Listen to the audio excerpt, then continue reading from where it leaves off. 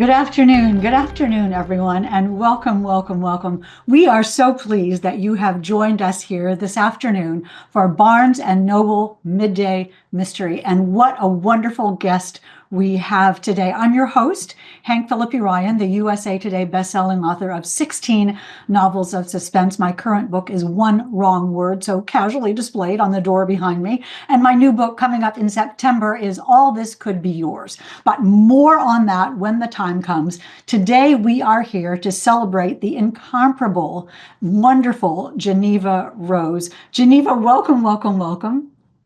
Thank you so much. And thank you for being here to interview with me. And thank you, Barnes and Noble, and everyone in the chat that's watching. Look at everyone in the chat. There are hundreds of people here. It's quite incredible. What did you think of that open, Jeneva, that video? I didn't know that was happening. I actually commented. I said, ooh, that intro. The intro was great. I loved the splash of, I guess, blood it was on the video. That was terrific. Now, I know you all know exactly who Jeneva Rose is, but just for the record, let me introduce you to her. And while I do, Jeneva, you hold up the precious. You just hold up that book so everyone can see it. Jeneva Rose is the New York Times bestselling author of several novels, including Homes Where the Bodies Are, You Shouldn't Have Come Here, The Perfect Marriage, One of Us is Dead, and The Perfect Divorce. Her work has been translated into more than 24 languages, an option for film and television. Originally from Wisconsin, she moved to Chicago, but now has a fabulous new home in a place where her home state with her husband, Drew, and her stubborn English bulldogs, Winston and Phyllis. That is fantastic. And we are here today to get the scoop on Geneva's brand new book, an instant New York Times bestseller. Hold that up again, and The Perfect Marriage, and maybe even get a little bit of an advanced scoop on her new book, The Perfect Divorce. So we're going to hear it all here today. I have a lot of questions from you all in the audience, and we will get to as many as we can. And if you didn't send them into Barnes & Noble earlier, that's great. Put them in the chat, put them in the Q&A, and we will get to them if we can. But let's get to Jeneva right now. Jeneva, congratulations on your continuing massive success. You are quite astonishing. Can you tell people about this new book a little bit? Thank you so much. So The Perfect Marriage was actually my debut. Released in July of 2020 from a small digital first publisher out of the UK. And I got the rights returned to me. And when I got them returned to me, I wanted to revamp the book. I didn't really receive very much edits from my first publisher, so I wanted to have editorial feedback on it as much as I could, because I could not change the story, obviously, since it had already been out. And I wanted to get it out in hardcover because it had never been in hardcover. And I figured, why not do a collector's edition? This was a book that came out during the time of COVID, where people were looking for something new to do. And a lot of people picked up reading during that time. So of all the events I've had over the years, I think the most I've heard about this book was it was the book that got them into reading. And that was why I wanted to do a collector's edition. It'll also match perfectly with The Perfect Divorce, where The Perfect Divorce also has the stained edges, but they are flipped and go up. So like this instead. So that's what you have to have both of them. You have to have both books. That's just a must do. Yeah, it looks so cute together. It's so, before I ask you about the plot itself, and thank you for giving us a book that we cannot discuss the plot of whatsoever without giving things away. But when people said to you, it's the book that got them back into reading, how do you feel about that? What was in your heart about that? To me, it was an honor because I am also a person that fell out of love with reading for a long time. It was kind of the books that were assigned to me in high school and in college that made me fall out of love with reading. And I give my husband credit for my career as an author because he's actually the one that got me back into reading. And I don't think I would have ever written a book if I hadn't discovered my love for reading again. And when I did, those books, those first books I picked up that made me realize, oh, wow, this is actually enjoyable and fun to get lost in a story. Those are the books I treasure so much, that mean so much to me, because they made it so I became a reader again. And I discovered a hobby, or rediscovered a hobby that I loved. So to me, it means a lot because I identify with the people that either they picked up reading later in life or they fell out of love with reading. Do you remember what those books were, the ones that sort of transported you? Some of them were, there was a mix of authors because I would just pick through them. I know Oh my And God. you probably had time to read. That's the thing that so many of us were looking at this bleak outlook, and then we could escape into reading. But you not only, and think about those books, we can talk about that Yeah, later. You I know, I'm not, like, I'm thinking now. I'm like, we'll come back to it. You not only discovered reading, but you discovered this skill, this glorious writing skill that you had. I mean, what was it like the moment you decided, I'm going to write a book? Do you remember that? well, I had tried to write books in high school and in college, and I never made it past page 80. And it wasn't until 2016 that I was like, I'm going to write a book. I'm going to write one book, and it's just going to be for me. And it was a bucket list item. That's all it was. I never thought it would become a career. I never thought it would even be published. So I wrote that first book, which was The Girl I Was. And it was a way for me to prove to myself that I could finish this daunting task. And then it helped me work through grief. And I knew in the middle of writing that story, I would finish it. And I knew I would write another. And when I wrote another, it was The Perfect Marriage because it was my favorite genre to read. And I had been reading it for years at that point. Just any thriller I could get my hands on, I was obsessed with the genre. So I knew I wanted to write a thriller.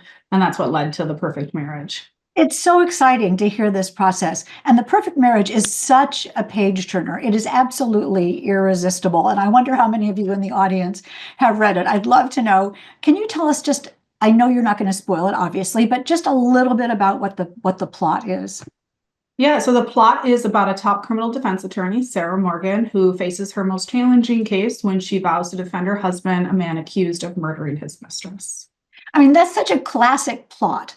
And the thing is, though, that you just took that and Geneva Rosed it up and made it into this absolutely special and unique book. Where did you get that idea for your opening conflict? Yeah, I don't have like a good story for this because some of my other books, I can like it's like a little tiny thing that happened in my life and it's set off just coming up with an entire idea for a story. But with The Perfect Marriage, it was actually, I thought of the idea back in 2009, and it was when I was writing screenplays, so scripts with my brother. We were co-writing, and we had mostly written comedy screenplays. They never went anywhere. But I wanted to write a thriller, and the idea for this popped in my head, and he was like, that's the plot of The Fugitive. And I was like, ah, dang. And I set it aside. And it wasn't until end of 2016, early 2017 was after I finished my first book. I wanted to write that story idea because it was stuck in my head. And then I was like, well, first I got to watch The Fugitive to make sure it's not the same plot. And so I went to Family Video and I rented it. And then I brought it home, and it was all the DVD was too scratched to watch it. It kept skipping. And so then I had to rent it for like $4.99, which I was like, that's expensive for a very old movie.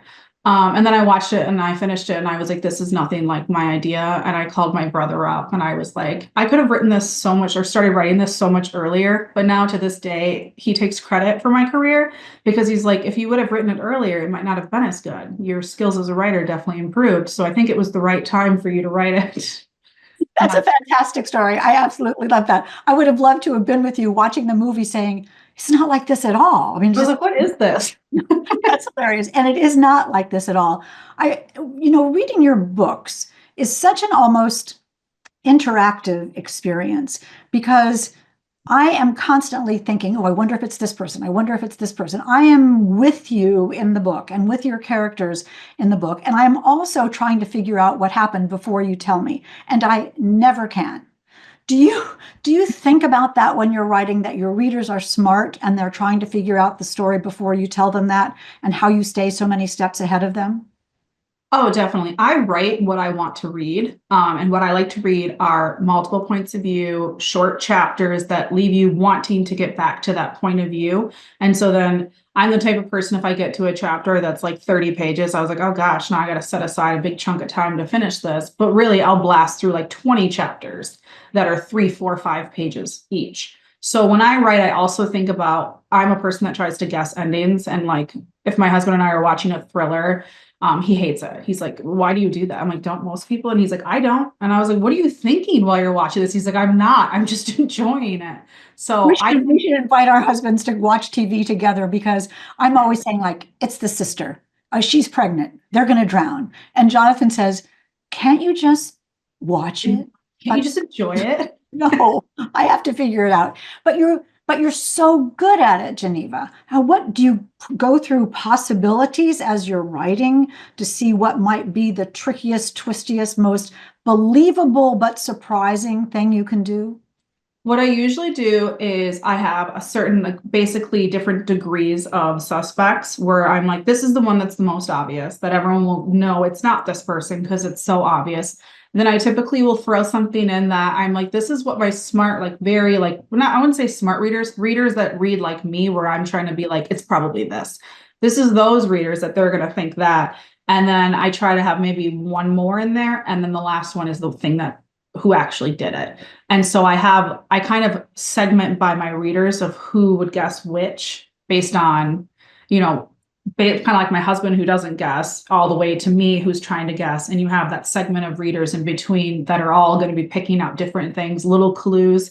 And so there will be a clue, but really that clue is there to steer you away from what I want you to think. Exactly. And you're so adept at it. It drives me crazy how good you are at it. So let's talk a little bit about how you structure this. We have a lot of questions from the audience about this very thing. I saw Danica and Lisa and Roxana and Karen, for instance. Everybody wants to know, do you plot or outline, or do you just go with it? And do you know the ending when you start? For this one, I knew the big twist. I did not know another twist that came in there. And that came about during a writing sprint. Oh, So I was like, oh my God, that makes so much sense. And it was like in the middle, I remember it too when it happened. It was like an amazing moment as a writer to be like, wow, this connects and this makes sense.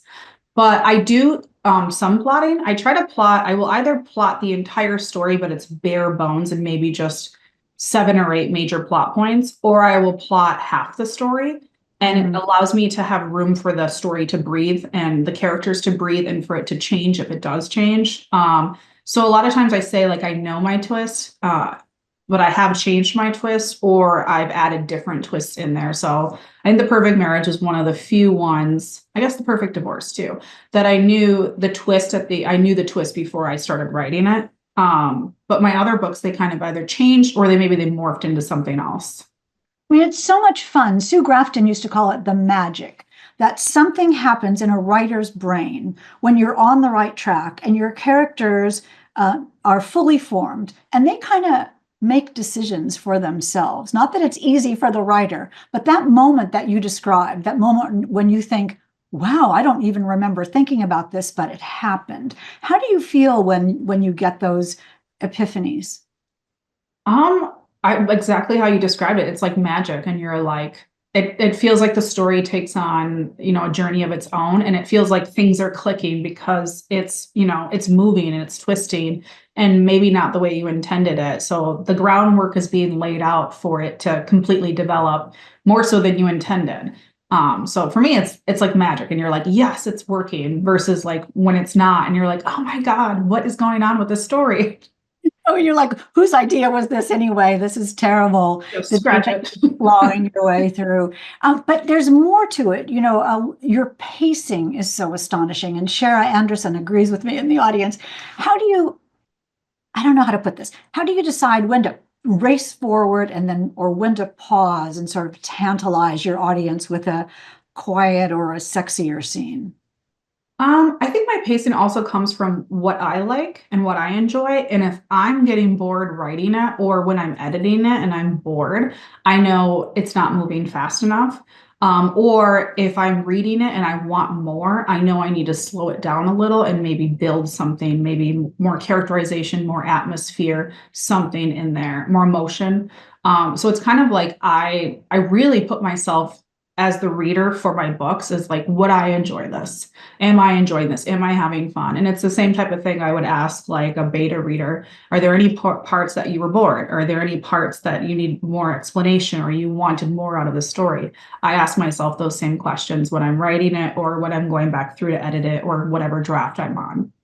Hold up that book again. We can see The Perfect Marriage in the background, but it is so gorgeous. And one of the things that's so beautiful about the story is how we get to know the characters step by step. Can you talk a little bit about the characterization of the two main characters and how they developed in your mind and how you decided what secrets they had and what secrets to reveal and when? Do you like them? Talk a little bit about them.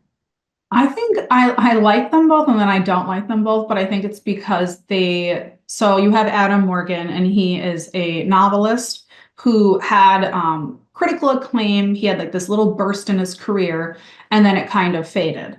And so he has resentment there. He's not happy with where his career is at.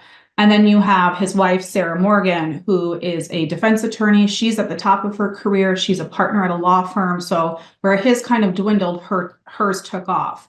And I think it would make sense why they would both have resentment toward one another. His, because he's feeling like she pays more attention to her job than she does him. He's feeling inadequate because his career is not what he wants it to be, which is why he seeks solace in a mistress. And then her, she's like, I'm doing all of this. I'm providing this life for us, and you're not happy with everything I've given you. And I have to make sacrifices in order to have a career like this. So I do think there's things to like and dislike about people that have, a lot of drive and will put a career first. But then there's also things to like and dislike about a person who wants the relationship first. And I think there's give and take there. So I know Adam is a little bit of a mama's boy and pretty annoying, but I do think, he's has some sympathy, a little bit. You feel sorry for someone who has failed and who is trying to get that back. And you have brought up your perfect title. So many questions from readers about your perfect title for The Perfect Marriage, just dripping with irony, and subtlety and double meaning. Was that always the title? And how many layers of perfection and sort of sarcasm about it are built into that? No, the original working title was Till Death Do Us Part. Oh. And when it went out in submission, it did not get picked up. Me and my first agent ended up changing the title. She wanted a different title, which I agreed with because Till Death Do Us Part, it's a very cliche thing. It would be hard to like pick up maybe on a search engine if it ever did get published.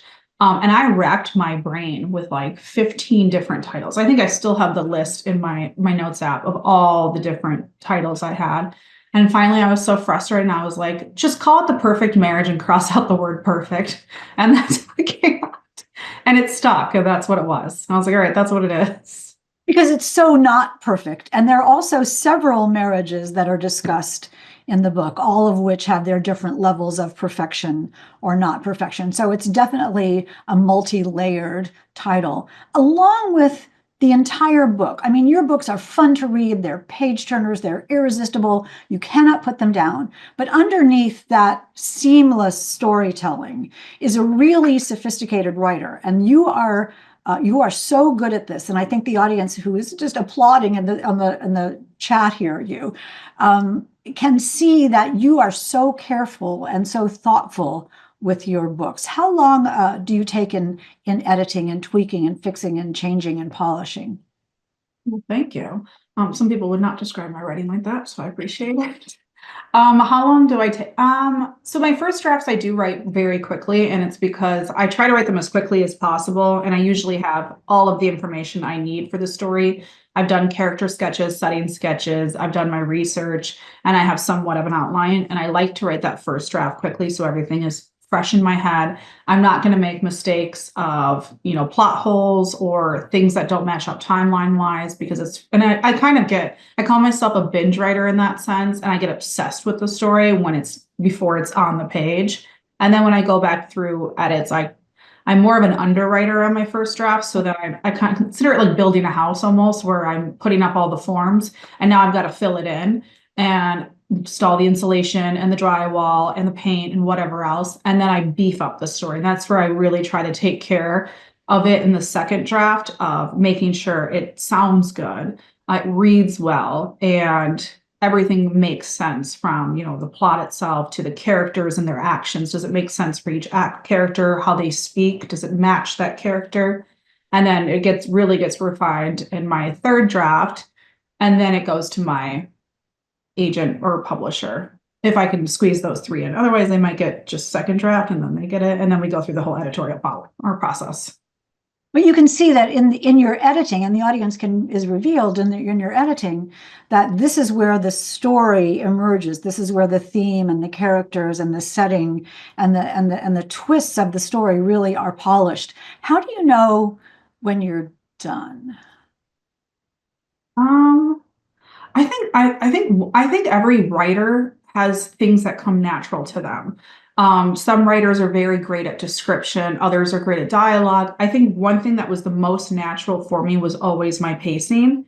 And that was probably like the gift I had when it came to writing, pacing, and then I would say dialogue. Description was something that I had to really work on and continue to improve, and think about and just do like a lot of exercises to figure out different ways to describe things so it doesn't become very too basic or too overly descriptive. So I would say pacing, that's one I can never answer. I'm just like, that's always been natural for me with pacing in a story. Just like when I have a conversation with someone, I'm very good at like knowing when I should not be talking or when the other one should, or when the conversation has fizzled out or whatever else. And I think that comes, or when I tell a story to someone. I just have a very good storyteller, and I think that all has to do with pacing and delivery. Also, like I like to do comedy videos, and comedy is all about delivery and pacing. So I think that's just Well, come you naturally.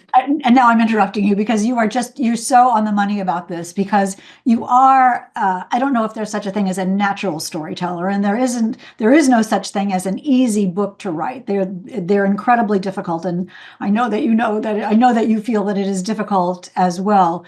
But your personality and your love of life, and your enjoyment of your family and your career and your fans is just so open. And people just love that. And you and I know each other, and I know this is what you're really like. How do you feel about that? How your life has, I mean, you were talking earlier about how agents turned your book down, and I'm like, I wonder how they feel now. How do you feel about how you've persevered and succeeded, and how hard you work, and how much fun you have at the same time? I mean, it is a lot of work, but I feel great about it. I think there was a while where I really struggled with like a balance of, because I do social media and I release multiple books a year. But I think I've kind of gotten in that balance now. And my husband, Drew, has really helped with that, where he's like, you can't do everything. You can't respond to everyone. That's kind of why I like created my Facebook reader group so then I could be more active in there versus my social media platforms. But I think I've had a nice balance, and I really like where things are right now, that I can write and have my time to write. And I make time to do my social media while I'm writing and around releases and all of that. And being open with my readers was one thing I always wanted to do. If I ever had a readership, it's not, I always thought it's like, oh, if you're an author, then all you get to know about me is right here, this little curated bio that only says my sales accolades, maybe what a book I've written, and where I'm from. And that doesn't tell you a lot. So the fact that my readers do get to know me, they get to pick up things in my book that they might not have picked up if they didn't know my personality or my humor in the book. And that's fun when they get like the inside jokes that are in my books, or they just pull it from my social media. So I think that's a lot of fun. Well, the inside jokes in your books are hilarious. If you know, you know, and if you don't know, it doesn't matter. But I'm telling you that everybody wants to come over to your house. Everybody wants to go to your events. Everybody wants to know about your darling husband, Drew, and everybody in the comments wants to know about Scott. So so let us in on Scott and tell us the scoop about that, and also say hi to your husband from all of us. Okay, well, he's tending to Phyllis right now. Um, So Scott was a disgruntled reader who emailed me like it was 2 days before Christmas Eve. Before Christmas Eve, to tell me how much he hated my book. Actually, it was this book, well, the previous version of it. And he told me like stay out of literature and whatever else. And typically I do not respond to hate emails, and I might use them for content, but I don't respond. But I was so upset because I'd taken 3 days off, and it was the day before Christmas Eve, and Christmas Day, to not work on anything with writing or my social media or anything. And so he had made me very upset. So I responded to him, and it was very passive aggressive, very petty. I said, "Thank you for reading. I hope you and your family have a happy holidays and a happy new year." And most people would be like, "Oh, wow, there's a real person behind this. That was rude." No, it's not Scott. He doubled down and emailed me again and was also still incredibly rude. And I was at my brother's over the holidays. And so I went downstairs and I like recorded a video. It was the start of the Scott saga. And I showed it to my husband and my brothers. And they were like, you shouldn't post that. You shouldn't do that. I'm like, no, no, no. He's being reduced to content. And I posted it and then it started taking off. And then he kept emailing me because he got wind of my TikToks. And then he emailed me like a total of 6 times, and I just kept responding via videos on my TikTok. And the last update I got was that he was running for town justice because someone from his town let me know and that they voted for me as a write-in, which is really funny because that's public record. So I have 2 votes for town justice. I did not win. That, luckily for you, that is the best story ever. And I remember that so clearly because you were absolutely hilarious. That deadpan delivery that everybody knows so well now. And you have made Scott into a star in so many ways. What do you think about that? How you've created this Geneva world that all of us are thrilled to be in, and it's based on your books and you. I think it's really funny. I saw someone was like, "Oh my God, I forgot about the Geneva lore with Scott," and I was like, "Oh, I have lore now." You have lore. I think it's funny, the whole Scott thing. It's like the longest running internet joke because even when I don't talk about it at all, people are like, "Where's Scott? What's he up to?" Which I think is really funny because he was such a petty person, and I like to think that maybe he accidentally picked up this copy and didn't realize it was the book he hated, or maybe he'll pick up the sequel and not realize it was the book or the sequel to the book he hated so much. So, The book he hated, which is now a New York Times instant bestseller. So, yeah, I hope you subscribe to New York Times. so there you have it. We can all tell him it's an instant New York Times bestseller. Speaking of which, I'm hoping we can coax you into telling us a little bit about the sequel, The Perfect Divorce. Can we lure you into doing that? Yes, but my synopsis is not great. Okay, well, you can practice on us. Okay, so it takes place, there's no spoilers in my review or spoilers of The Perfect Marriage. I will say The Perfect Divorce can be read as a standalone. I tested it with a reader who had not read The Perfect Marriage, and they completely understood it. But if you read The Perfect Divorce and you haven't read The Perfect Marriage, it will spoil The Perfect Marriage. And then I would say, if you're going to read The Perfect Divorce and you want to reread The Perfect Marriage, I'd recommend reading the revamped edition. Whether it's the hardcover, the paperback, or ebook, and the audio was re-recorded with Mohsen Navabi as Sarah Morgan and Andrew Iden as Adam Morgan, and it is fantastic. I mean, it's interesting because let me just interrupt you saying, don't let me forget about this, that Randy Gravitz from Barnes and Noble too is asking, did you audition the narrators? And you mentioned the audio version. I want to get back to The Perfect Divorce, of course, but how did you feel when you heard those voices and did you get to pick them? Yeah, so they had auditions and they sent me over the auditions of I think 5 narrators for Adam and 5 for Sarah. And when I listened to them, when I heard Mohsen, I was like, this is my Sarah. It was perfect. It was exactly the delivery I was looking for. And then it was funny because when I saw Andrew Iden's name, and he has been my narrator he was Michael in Home is Where the Bodies Are, and he was Kelvin and You Shouldn't Have Come Here. And I was almost like, I don't know if I should pick Andrew again. He's very wonderful. But I was like, I don't know. It's gonna look like I only pick Andrew Iden. But then I heard his and I was like, oh God, he's Adam Morgan. He's gonna get this role. So it looks like I'm picking based on who I've worked with before, which sometimes I do because I know their work. But that was I had 5 and I was like, he's my Adam. He nailed it. It's perfect. You have a voice in your head that you've heard for the year that it took to write the book. And when they get it right, you think this person is real. Yeah, I think of how they would sound to me, and when I send over little tidbits of what I'm looking for in a narrator, I will describe with Adam, I was he thinks of himself as very distinguished because he's a literary writer, but he's also very whiny and he has a lot of resentment. And a lot of times you can hear that in someone's voice, especially when they're delivering certain lines. So when I get a sample of a scene, I'm like, that's what I was looking for. It's perfect. And now I'm going to just corral myself right back to asking the question that I started with, which was, so go on about The Perfect Divorce.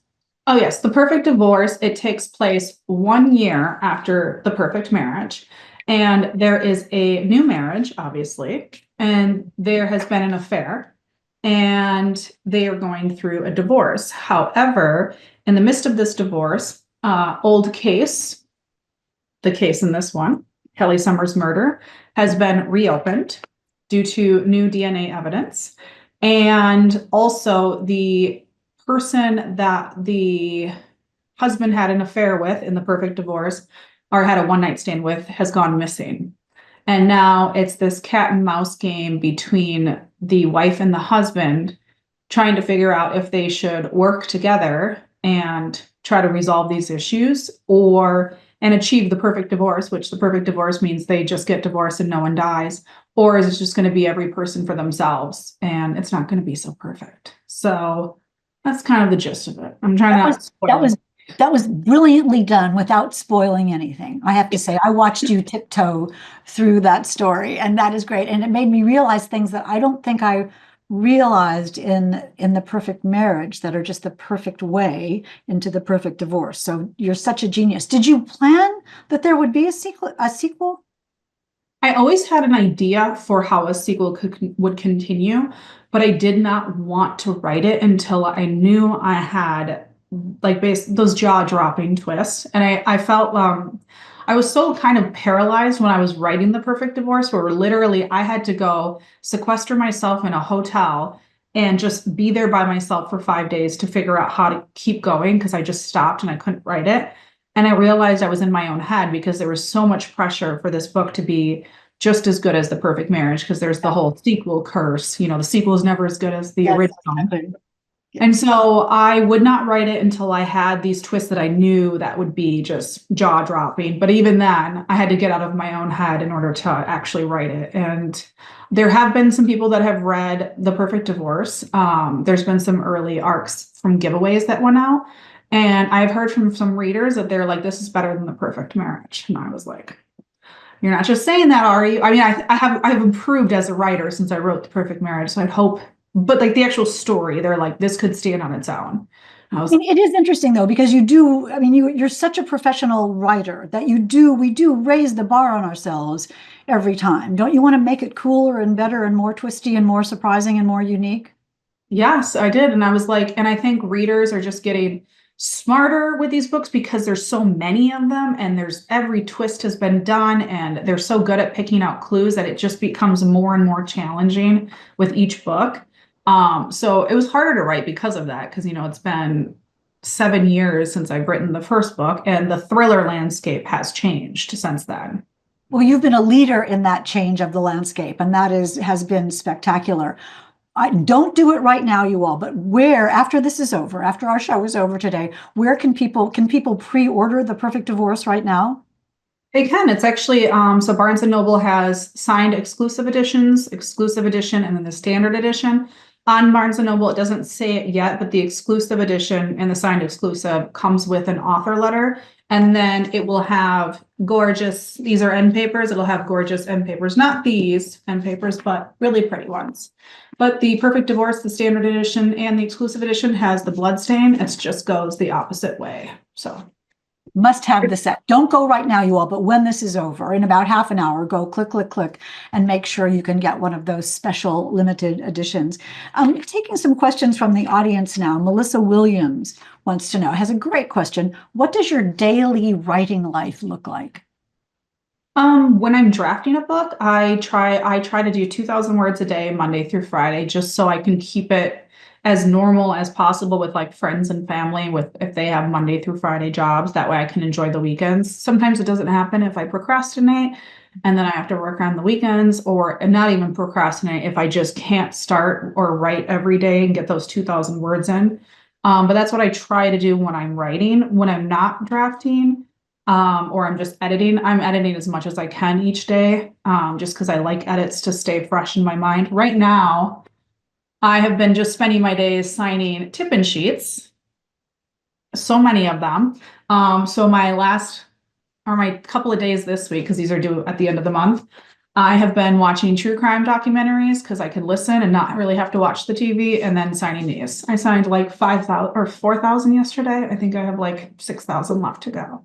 Geneva, that's a good problem. That is a good complaint. So people say, doesn't your hand hurt? And I'm like, Yeah, I really like it. That's a good thing. So do you keep track of your words on a little chart or do you just know it in your head?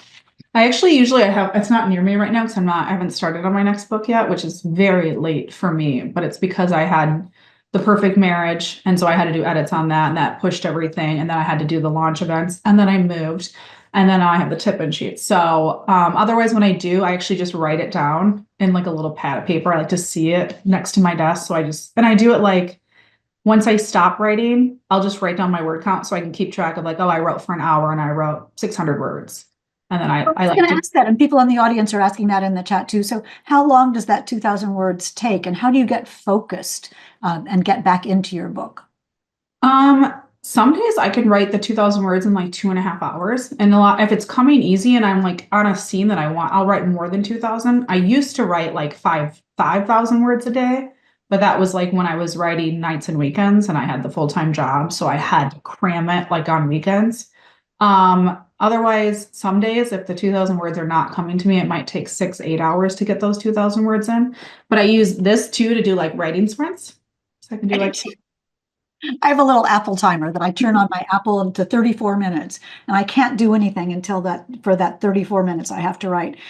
And brings up a question that Jenna Hudson has, which is so interesting as well, is what do you do to become inspired for your writing if you need to do anything? And have you ever had writer's block and worked through it? What do you think about that? to get like for me, like for writing, some days I don't want to write, but if I only wrote when I wanted to write, I would never finish a book. So a lot of times it's like any job, you just kind of have to make yourself do it. There are some days I can't wait to get back and like there's a scene I really want to write. Or Mm. maybe it's a day where it's like it's a scene I don't feel like writing because it's kind of like it's gonna get to the better scene that I want to. And then in terms of writer's block, I don't believe so. I think some people think of writer's block. It's like this magical thing that happens to every writer. And when it happens, it just happens to you. And that's just what it is. But I think writer's block is when subconsciously our mind knows the story isn't working. So it stops you. And what I do during that, when I can't write anymore, for example, with Home is Where the Bodies Are, I was cruising through that book, 40,000 words in. I was like, yes, yes, yes. And all of a sudden I stopped. I could not write anymore. And I knew there was something wrong with the story. So what I like to do is I either try to talk it out with my husband if he really understands what I'm writing at the time. It depends how much I've shared with him. Or I like to, well, now I can go for drives again because I'm in Wisconsin. But when I was in Chicago, I didn't want to drive around because I'm not going to be able to think about my story. I'm going to be like, get out of the way. Why are you driving like that? So I would go for walks, put my AirPods in, and it would look like I'm on the phone, but really I'm talking to myself. And I'd be like, okay, and just trying to figure out like, oh, this person killed this person. How would they get away with it? I looked insane, but it works for me. And with that, I figured out that I was missing a point of view. So I went back, I inserted that point of view in the first half of the book, and then I kept writing. And that was the problem. You're sort of interviewing yourself and interviewing your book about what would really happen. What does someone really want and what does someone really need on one hand, and on the other hand, for your pacing of the novel, what did it? I mean, it's kind of wonderful that you figured out how you can get through writer's block, which I always think is sort of just fear. Once you start being afraid, then your brain kind of seizes up. And so your idea of just going out and talking to yourself or to Drew makes a lot of sense. Yeah, I think, yeah, I mean, for me, it's always like there's something wrong with the story. And maybe I don't real like with the perfect divorce. I thought there was something wrong with it because I just stopped at like 18,000 words in. But for that one, it was fear. I was scared of writing that story. I was scared of letting readers down, it not living up to what the perfect marriage was. People calling it like, oh, you should have never written the sequel. Like where you see a movie and you're like, why did you make a sequel to this? The sequel's terrible. Or you read a book and you're like, eh. So that was more of a fear thing for me because the story was working. I just wasn't working. I mean, that's kind of fascinating and a real insight into your writer brain is that once, when you get supremely successful as you are with so many fans who absolutely love you, they're waiting like this for your next book and it had better be good. I mean, Anna Pence is no pressure. Anna Pence is wondering, was it difficult to write The Perfect Divorce after having the break from The Perfect Marriage, or was it easy to pop back into the storyline? Actually, that was hard getting back into those. Like, or actually the characters had, so Sarah Morgan is back, and then there's other characters. There's a character that was not a main point of view, but now actually has a point of view that I had to get into that character's head. There's actually two characters that were not, they were characters in The Perfect Marriage, but they did not have points of view. And now there are points that they have points of view. So I knew who they were and who I thought they were in The Perfect Marriage. Now, a reader might not think that's who they are because they didn't get to be in their head, but I'm in all of these characters' heads, whether I'm writing from their point of view or not. So that was a little difficult to really get into actually be in their head and translate that onto paper. I think Sarah Morgan was easier to get into because she's half the book of The Perfect Marriage. And and then I had to think of her too, evolving from who she was in The Perfect Marriage and who she is now. So how do you do that? Is it like method acting, getting into a character's head? Is your body language different as you type if you're writing Sarah or if you're writing Adam or if you're writing someone else? Are you confident when you write Sarah? Talk a little bit about how you get into their heads. That would be funny if when I wrote Sarah, I'm like, I put my hair in a high bun. I throw on a pair of Imagine. tin heels. I throw on a pencil skirt. I know No, I burst out laughing when I read that. I thought, okay, I see what she looks like.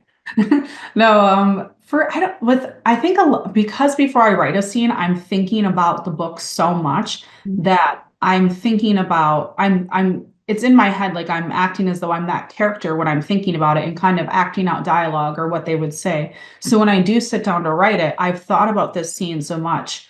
And I've thought about it from whoever's point of view I'm writing it from that I kind of can just sink right into it and write it. That's kind of what works for me. I always say, half of writing is thinking about writing. And that's what allows me when I do sit down, I'm not like, okay, what am I going to write? Even if I do have a couple of sentences, like I've thought about this. I've played out conversations in my head, what they would say to each other, how they would act towards the other one, their body language, their actions, their inner thoughts. And so that's what helps me when I sit down and I'm writing from that character's point of view. I'm kind of right into it. And that way I can switch from, Sarah to one of the other characters in The Perfect Divorce is Sheriff Hudson. He was Deputy Hudson in The Perfect Marriage. So I can switch from her to him to another character to another character. I'm intrigued to see him again. But that's interesting what you say. That's revealing about the way you write, that you go into your day of writing sort of knowing what it's going to be. It's not something that emerges as you write. I know Dennis Lehane used to talk about how he thought about his novels so much that when he got home, he was always surprised that more of the manuscript wasn't written because, he totally knew what it was going to be. Um, Another reader has asked whether and this is a completely new topic, whether you listen to a specific set of songs. Emily Volk wants to know whether you listen to a specific set of songs or a playlist while you're writing, or do you need it to be silent? No, I usually like noise. So like when I'm editing a book, I really like to edit like at coffee shops because I like all the background noise. And also I have this thing where I'm like, if I'm working in public, people are probably paying attention. So I need to like be at my computer actually working, and editing is like the one thing I don't like doing. I like doing developmental edits and line edits, but when it gets into the tedious copy edits and proofreading, I'm over the book by then. Um, but what was the question? Oh my God, I just So the playlist, your music. Oh, my playlist. I like things. So someone actually suggested to me because I like listening to like thunderstorms and like nature. I love loon calls, which is the most hauntingly beautiful sound in the world. And then I like classical music. Last year for Spotify Wrapped, I was like 0.01% of the Succession people that listen to the Succession soundtrack, which I used to write The Perfect Divorce. And I also listened to someone suggested at one of my events, and I started doing it, was horror soundtracks. Oh. So, and those work really well because there's not really words, it's sounds, and it's very creepy, especially if I'm writing like, a thrilling scene or a thrilling part of the book that's supposed to be tense. Like that works really well. It's interesting that you bring up the Succession soundtrack, because I was thinking as you were saying that Succession is about desire and power and greed and conflict and ambition. And that is what these books, what The Perfect Divorce and The Perfect Marriage are about, isn't it? Do you consciously think of those themes, or is it about the story to you? There's definitely themes that I think about in there, and it is power and ambition, and what happens when you're in a relationship and one person is more ambitious than the other, and then the one that's not as ambitious, or maybe they are, but they just are not reaching that potential that they want. What happens to them? They become resentful. Maybe they seek outside attention. And I thought about that when it comes to ambition, that ambition can be great, but at what point do you make a sacrifice for your ambitions? A lot of people, speaking of, in the front of books, there's always this qualifier that says none of the people in this book are based on real people. And so many of your fans are asking whether any of the people in the book are based on real people, and also whether any of the experiences in the book come out of your real life. And we can be careful about this. I have no idea what the answer is. But are they based on real people, or is this just completely fiction? This is completely fiction. See, there is a character named Scott in The Perfect Marriage, so I don't know if that's why Scott didn't like his character. But it wasn't based off Scott because I didn't know him. The only one I put in there was when and it's not a character, it's just a little pettiness from me. When I think it's Sarah Morgan says to like a secretary, and she's like F off, and that's the name. And that name is an old boss that fired me. So that's the only reason that line's in there. Not even an important character. It was just me putting in there as, how dare you? So It's just a moment for you to laugh. That's all it is. It's just a moment for you to laugh. Jay Hoon is asking a question I think is interesting too, going back to the sequel and first book. Does it present any new challenges or opportunities? They want to know. And do you plan to continue this as a sequel, like The Perfect Baby or The Perfect Second Marriage? Anything like? Is there a possible sequel, or do you think this is the duet? I do have an idea to continue the story. And I had it before I even finished the story, to kind of make it a trilogy. So maybe read the acknowledgments. Read the acknowledgments. Okay. How careful are you with your acknowledgments? Do you read other books' acknowledgments?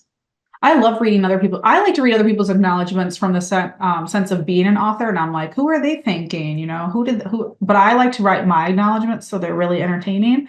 And my acknowledgments are almost a little bit of a letter to the reader too, while also thanking the people that helped make the book possible. So they're a mix of being thankful for the people that helped, but also being entertaining for the readers. That's why I always say read my acknowledgments.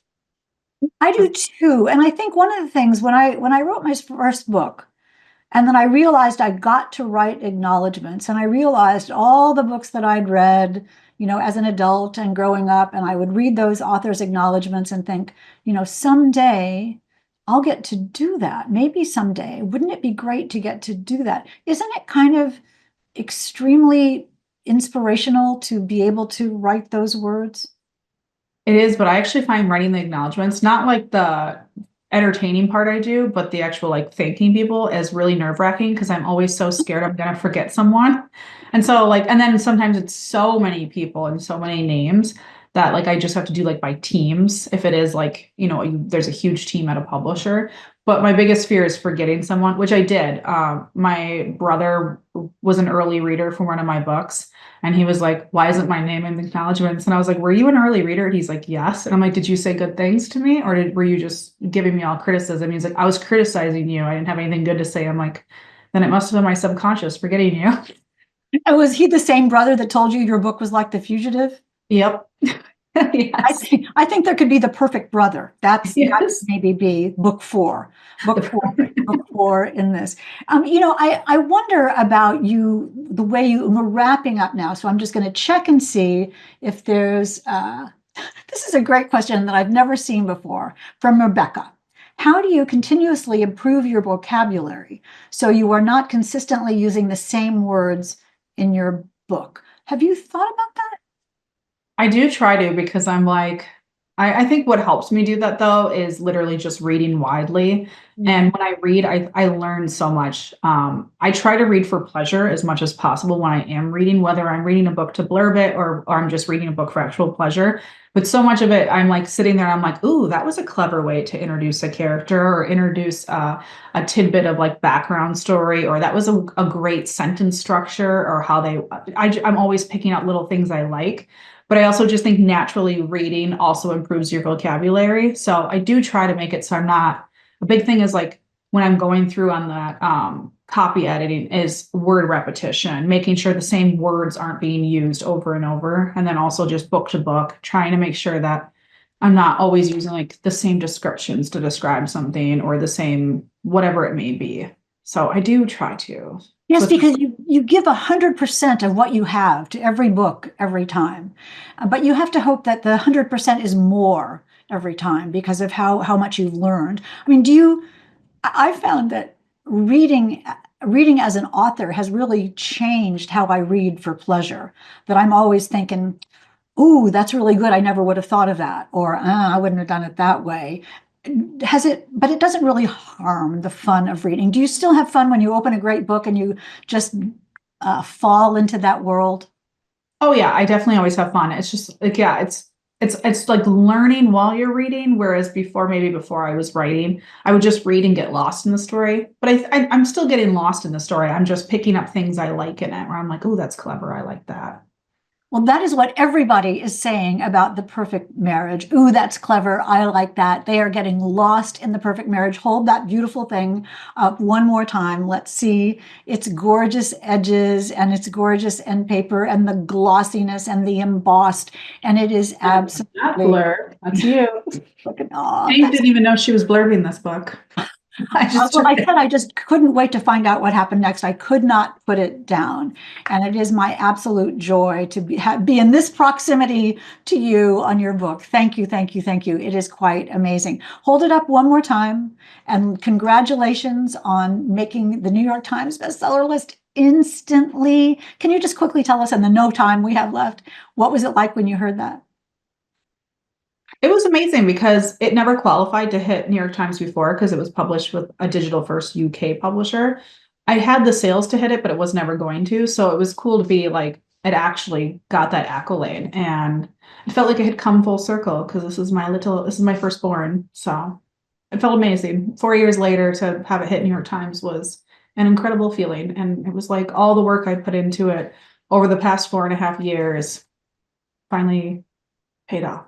I mean, I don't know, it's just an accolade, but It's still. wonderful. No. It's wonderful. It's fabulous. It's meant to be. It's glorious. And we are, all of us, all of the almost 200 people who are here in the audience, and we are so pleased that you have all joined us here today. We are all cheering. Look at all the hearts coming up on the screen and the applause. And we love that. And it is absolutely well deserved. I cannot believe our time is up. You have all been so marvelous. And Jeneva, you are absolutely a rock star. Congratulations on everything. Let me quickly remind you before we go that those who bought a ticket that included a signed copy of The Perfect Marriage Collector's Edition, lucky you, it will be delivered to you in 8 to 10 business days. So watch your mailbox. Also, copies of The Perfect Marriage Collector's Edition are available 24/7 on bn.com. You know that. And at your local Barnes & Noble store. And remember, a book makes a great gift, right? And I know you have pals for whom The Perfect Marriage would be the perfect gift.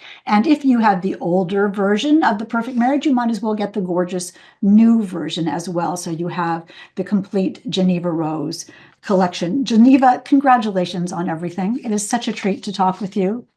Thank you so much, Hank, and thank you for doing this. This was amazing. This would Oh, flow because we were having fun.